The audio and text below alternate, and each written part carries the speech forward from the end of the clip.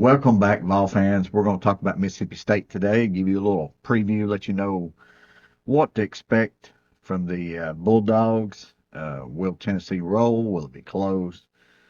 Just a general, a guess of what we'll see a little bit. How about that? First, right off the bat, I noticed when I started looking into this game was Tennessee's about a 23, 24 and a half point favorites. That's a little high. I thought right off the bat. I mean, sure, Mississippi State's defense stinks, but they have scored. I mean, looking at their schedule, they put up 23 on Arizona State, 28 on Florida, just 13 against Texas, which to me is probably fighting for us to have the best defense maybe in the country, honestly. Texas has got a really good defense, but Tennessee's right there with them when you look at all the metrics. Uh, they put up 31 on Georgia, you know, 24 on Texas A&M, 25 on Arkansas. So, 45 last week, but it's UMass. So they've been able to put up some points. Now they have, like I said, the only comparable defenses, in my opinion, is that they've played is probably Georgia and Texas. But honestly, we have a better defense than Georgia does. And Georgia, like I said, they scored 31 on Georgia and 13 on Texas. And if I was, trying to give a number of what I would think they score on us, I think that's pretty close. I think they're a decent offense. Once again, I don't think they hit over 20. I could see it being around that 13 mark. They are injured a lot. When you start looking at their injury report, they're a beat up team. Their starting quarterback, Blake Shapen, got hurt a few weeks back. Freshman Michael Von Buren took over, true freshman, I believe, and has actually performed fairly well. I mean, I would have thought a true freshman getting interjected, kind of thrown into it right in the middle of the season would have a lot of turnover issues, but he actually not too bad. Uh, but now he's not super mobile. I mean, he's mobile, but he don't seem to run all that well. But it takes a few sacks. Uh, so that's something I think we can exploit there. Uh, they're 122nd in the country, giving up 3.4 sacks a game. This could be that get right game I spoke about here a week or two ago, where I think our defensive line finally gets a lot of sacks. Now Mississippi State, even though they're statistically they're a passing heavy statistically, but they actually run the ball a decent amount. They're just not good at it.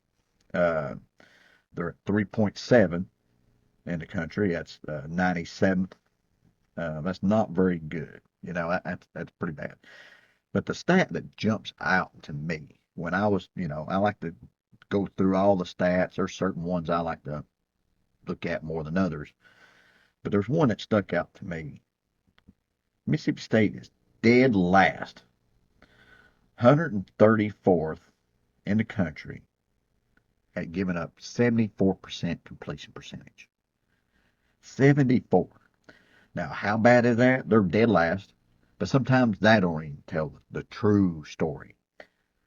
The 133rd worst team in the country, it's at 71. And then you start looking at, 70, 77, 70, 70, 69, 69, 68, 68. I mean, there's, not huge drop-offs usually. When you're 3 points worse than the worst team in the country, and they're actually 78, giving up 78% in league play. That is a huge number. But now, when I also I like to dive into that. I dove into the yards per completion. There's 66 there. So yeah, they give up high completion percentage. Are they the worst secondary in the country? Probably not. They're just they like to they just don't want you to throw over them. They'll give you the easy stuff. They're probably backing up some. They are a bad secondary, but they're not going to, they're going to try to keep us from throwing it deep. Of course, we're going to still, throw it deep, and I still expect us to hit some deep ones. But I fully expect us to be able to hit some short stuff, the 3, 4 yarder, the 7 yarder, 10 yarder stuff that creates and moves the sticks. They're not very good at getting off the field on third down. That's going to hurt them in this game. Um, Something else I've kind of dove into a little bit. A lot of teams are starting to play, 3-man front against us, which has really hurt us running the ball. It really has. It's made us almost unpredictable on how well we will run the ball. So I started looking at their line. Um, they've got two of their starting nose guard, probably their two biggest defensive linemen, out for this game, which I think they've been out a little while, especially one of them. But they're not real big at the defensive line. Now they got some guys in the 290, right at 300, and sometimes these depth charts are not accurate. I mean, I've seen guys who listed at 300, and that's their freshman weight. So who knows how accurate it is, but they don't look real big. So I'm not sure if they can, with those two guys out. I'm not sure if they can do the 3-man front and be effective, because you need at least one or two of them guys to be just like Elijah Simmons types, type guys who are just hard to move out of the way. Um, and those guys give us trouble anyway, especially at the nose guard spot. Cooper, he very good center, sometimes struggles against the really big guys. That they push him around a little bit because he's sitting around 300 pounds. He's not really big enough to hold back a guy who outweighs him 40 pounds. But he might be able to handle these guys. So we might be able to run the ball better than what we have been in league play since they've started going to the 3-man fronts, which has really bothered us. Tennessee, Mississippi State, for instance, their opponent's yard per carry, uh, 5.5, 124th in the country. So they're not stopping the run very well at all. So we could do something there. Matter of fact, they're giving up 213 yards in league play. Now that's a pretty huge number. So I wouldn't doubt a bit if this offense don't get rolling in this game. I know that we've been saying it for a while, but Nico looked like he was doing better. I expect the wide receivers to play better, and I expect us to run the ball better. I think this might be that game where we put up quite a few points, upper 30s, 40s, somewhere around that area. By the way, the over/under I think is 61.5. Even when we saying that, we was talking about the bet and stuff, I would go under. Uh, I still would go under, even saying I think we may hit 40. Uh, but I think the first half unders like um, right around 30. I can't remember what it was right now. Seems like it's right around 30. So um, that's my betting tip for the week. And I think I went pretty good last week. I don't have it in front of me right now, but I was over 500 last week on my predictions. Uh, what else we got here? They're running the ball. Like I said, they try to run the ball. They try to stay in good down and distance. I think that's where they're going to get in trouble on this game. They try to stay in a decent situation where they're converting decent on third down considering their situation, but they're only averaging 3.7 yards a carry. And against this Tennessee defense that really stopped the run really well, I really expect them to be in a lot of third and eights. Um, and that's not going to be good for them. With a freshman quarterback, I just don't see them being very successful. I mean, they'll score some. I mean, uh, but I can't see them hitting anywhere near 30 points, 20 upper 20s, anything like that. Their clear wide receiver is Keon Coleman. That's the Van Buren's favorite target.